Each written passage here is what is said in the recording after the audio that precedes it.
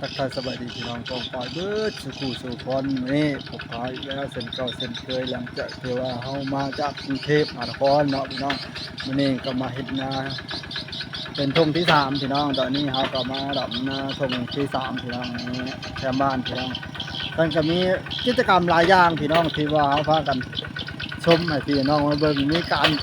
ทำนาพร้อมแล้วก็จับดอกเอ็นไปนำแล้วก็ทีมงานที่ว่าลูกก้าก็มีอีกนำพี่น้องทีมงานจับดอกเอ็นเดี๋ยวเขาจะให้เบิ่งพี่น้องว่าเป็นจังไดพี่น้อง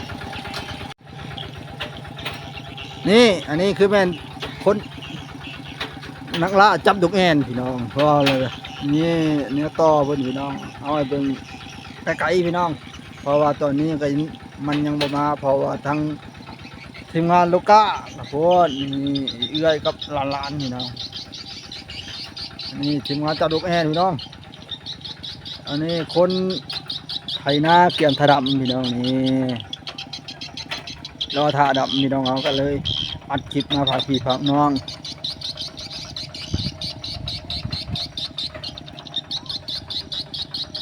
โอ้ยเราสมควรพี่น้องผู้คนจับดอกเอ็นนี่ก็รอถ้าจับอย่างเดียวว่าจะได้บ่พี่น้องรอรุ่นน้ำกันเมื่อวานนี่ได้3-4ตัวนี่ได้ตัวหนึ่งแล้วว่ะนี่ขาเสียดอกแอน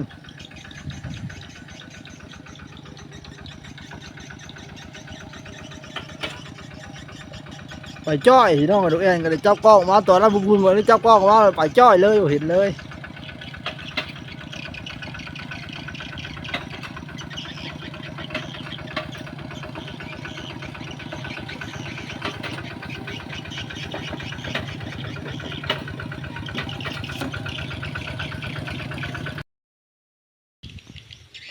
นี่พี่น้องตัดภาพเอานี้ตอนนี้กำลังรอรุ่นจับดอกแอนก็บินเบินเจินชุดอยู่ทั้งเทิงฟ้าโหนี่งานเขาเลยนั่นเราได้แล้วพี่น้องเนี่ยจับทันแล้วเนี่ยจับทันแล้วจับทัน1 ตัวแต่ว่าตอนนี้เขาได้หลายตัวแล้วเพราะว่าเขาหางกระมาพี่น้องได้เยอะแล้วอย่ามาเบิ่งหลัดอกอย่ามาเบิ่งแม่นล่ะ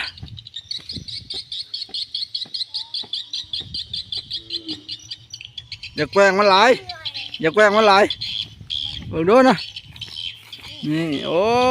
ดอกแอน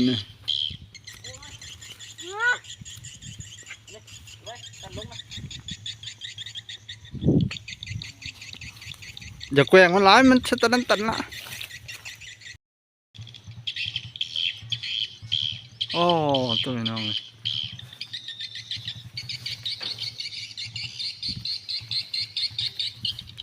เนี่ยแอนแต่ว่าเราจับมาได้แล้วมันบินเวิร์นอยู่ทั้งฟ้าเลยเกี่ยวลงได้ไหมโอ้บุทันตัวนี้พลาดพี่น้องเขานี้พลาดเขาแล้วได้1 ตัวเนี่ยจะพันได้1 ตัว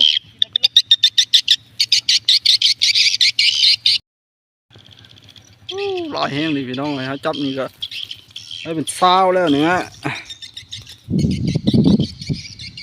อัน1 ตัว